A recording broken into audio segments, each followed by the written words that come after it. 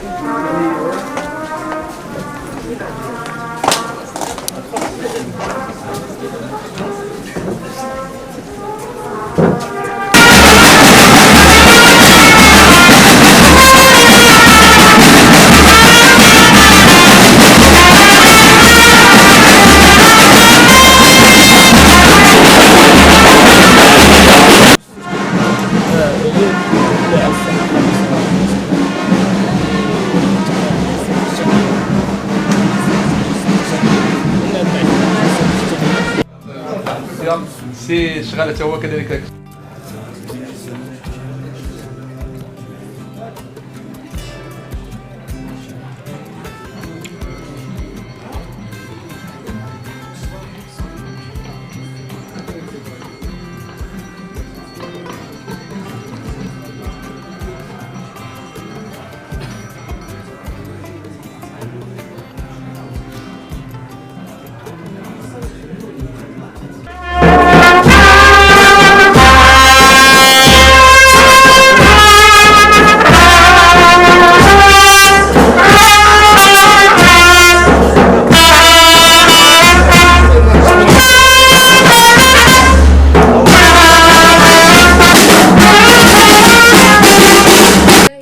نفتتح أشغال المؤتمر الوطني لمنظمة الكشاف التطوعي في دورته الثالثة، وذلك تحت شعار آفاق جديدة لنموذج تنموي جديد، وذلك بتقديم كلمات شكر.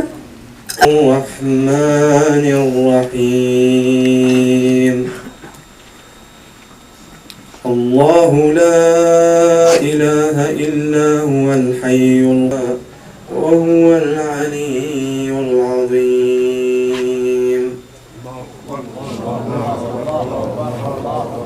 ولله الحمد.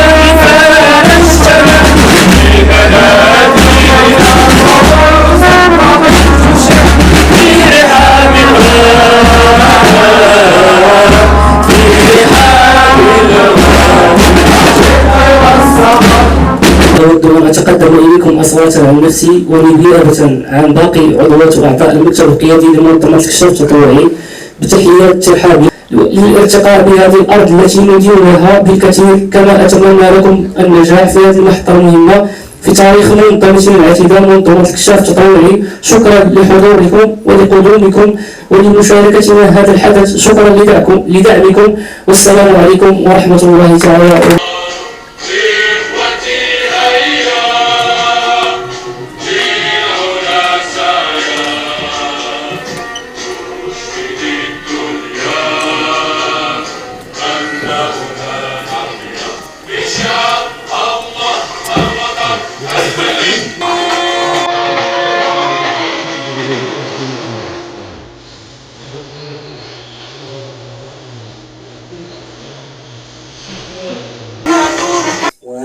مسعودي.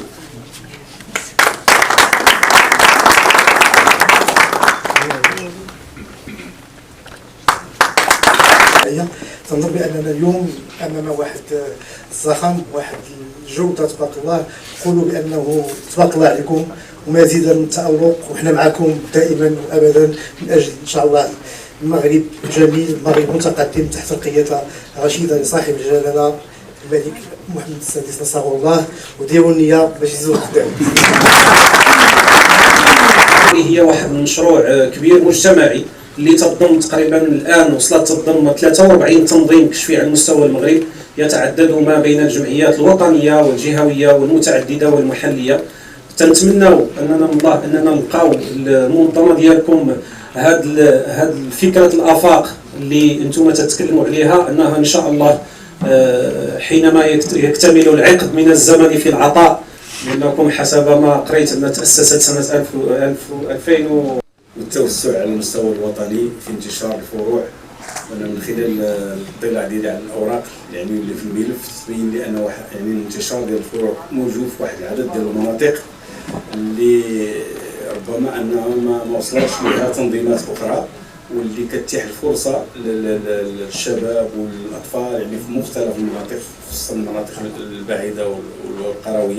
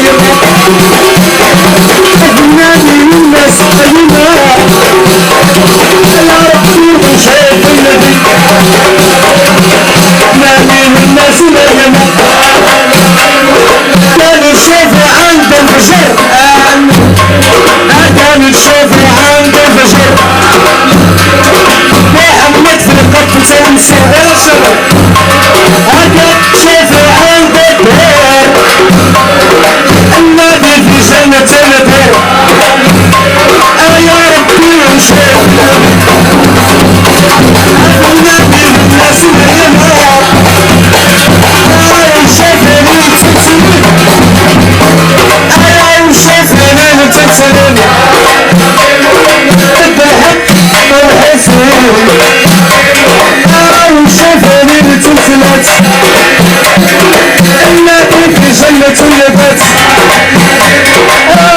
شاف بنت الخميس النادي في قمة عريس شاطر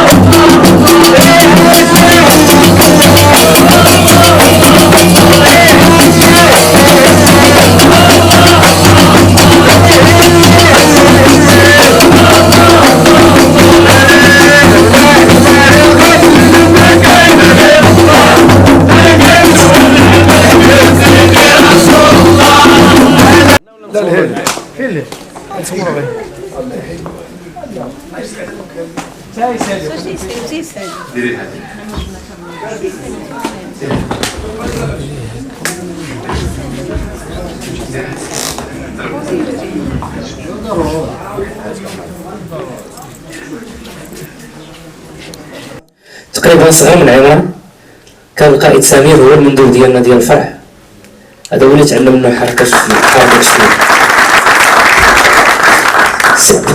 عبد الحق البردعي المفوض الوطني في التكوين والتقطيع. السي عبد الحق البردعي تهنوا انا وياه كنا صغار، المهم تربينا دخلنا وحنا ولينا كقادة مؤسسين هذا التنظيم. يعني نحن ثمرة ديال العطاء ديال هاد الناس. القائد أنور بن الشيخ نائبة القائد العام.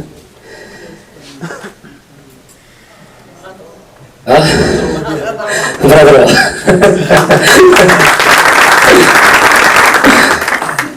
سمحوا لي.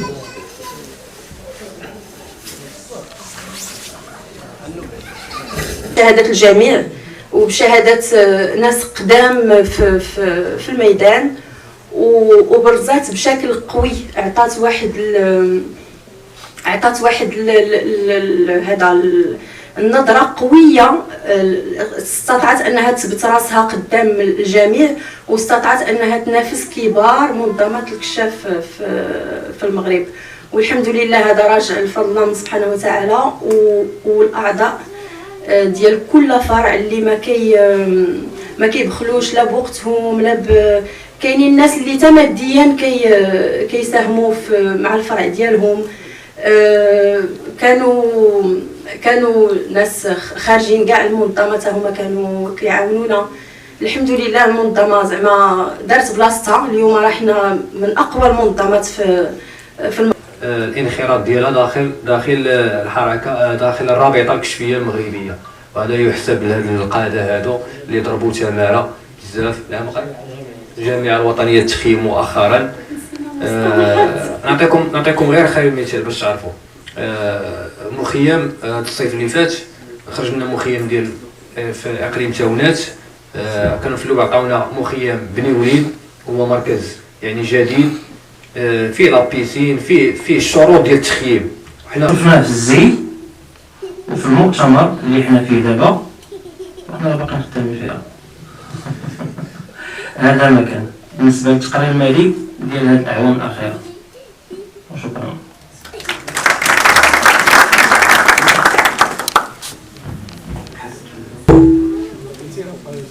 بالإجماع ومرحبا بالقائد.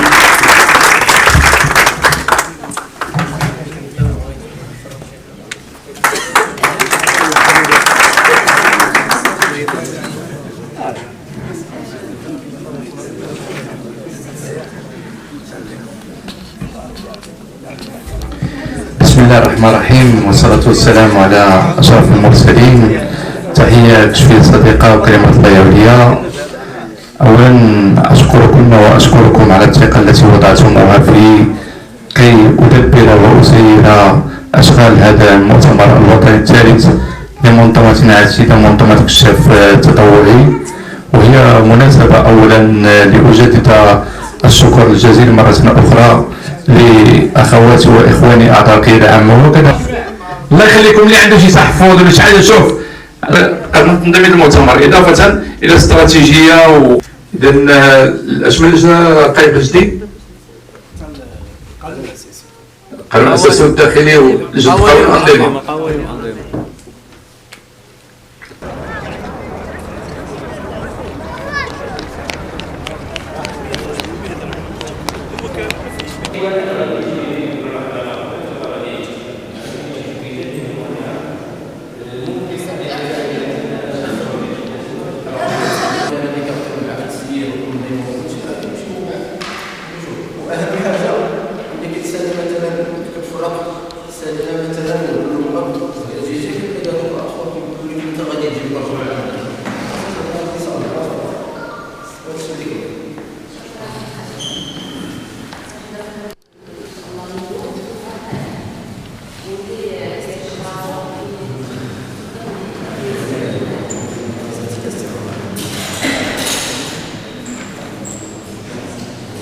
يلا معنا يا أخي في المخيم نلتقي بين الخيام، ردد بنود الشريعة.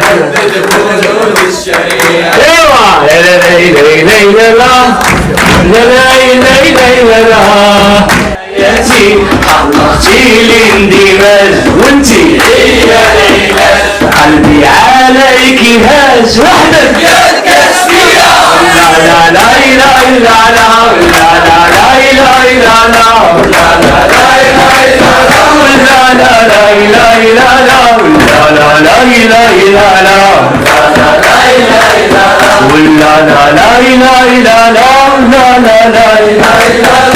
حبي ليك انتي صافي تقطع الجبال وفيا في من اجلك لون انتينا انت طريقي في الحياة معاك ذكريات نبقى في يديك حتى الممات وحدك يا كاسية. لا لا لا لا لا لا لا لا. الرحمن الرحيم. الحمد لله وحده والصلاة والسلام على سيدنا محمد وآله وصحبه. على المجهودات المبذولة من أجل إنجاح هذا المؤتمر الوطني الثالث، ودائما حنا ثالث فريد من نوعه، انطلاقا من الشعار آفاق جديدة لنموذج تنموي جديد. كان مؤتمر ناجح 100%. وكنتمناو ان شاء الله مؤتمرات تدريبيه ان شاء الله في رحاب ثانيه، والاهداف المشتركه، وان نعبر ان تفرقنا فهو سبب ضعف امالنا على المستوى الوطني، واستنزاف طاقتنا وإمكانياتنا البشرية والمادية واللامادية ومن غير القبول مصالح الوطن. حفظكم الله يا مولاي بما حفظ به الذكر الحكيم، وأبقاكم ذخرا وملاذا لهذه الأمة ومنارا يهتدي به، ومتعكم بدوام الصحة وطول العمر، وأقر عينكم بولي العهد صاحب السمو الملكي الأمير الجليل مولاي الحسن، وشد أزر جلالاتكم بشقيقكم صاحب السمو الملكي الأمير مولاي رشيد بكافة أفراد الأسرة الملكية الشريفة، إنه سميع مجيب. حرر ببوزنقة يوم 25 دجنبر 2022. والسلام على المقام العالي بالله ورحمته تعالى وبركاته. خالد الأعتاب الشريفة القائد العام لمنظمة كشاف.